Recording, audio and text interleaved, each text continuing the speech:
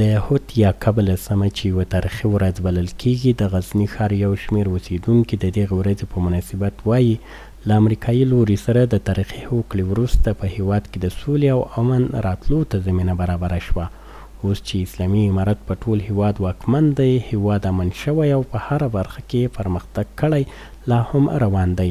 د دوحې په توافقنامې له وجې خارجان هغه مجبور سول چې له افغانستان چې وځي، افغانستان خپل استقلال لاسته راوړ او افغانستان یو داسې هیواد سولو چې د افغانستان د هر شي واک سیولو، که د اقتصاد واک ده، که د پوځ واک ده، که د نظام واک ده، ټول د افغانستان له خپلو واکدارانو له خپلو خلکو سره سولو. دا یو داسې ورځ وه چې په دې ورځ افغانستان کې هغه زورواکیو ته د پای ټکی کېښودل سو. هغه زورواکي او هغه خلک چې په افغانستان کې بې امني جوړول او د افغانستان کې د اسلام د ختمولو کوشش کول، هغه خلک الحمدلله ووتل. د غزني د اطلاعات او فرهنګ رئیس د هود لسمه یوه تاریخي او لویه ورځ بولي.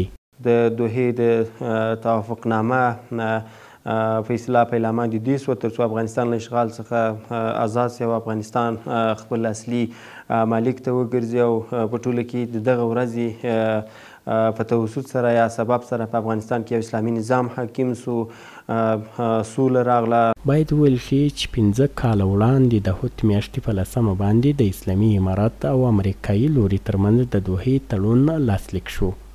له دې تاریخي هوکړې وروسته اشغالګرو له ګران هیواد افغانستان څخه پښې سپکې او د هیواد له کلونو وروسته د آرام ساه واخیسته.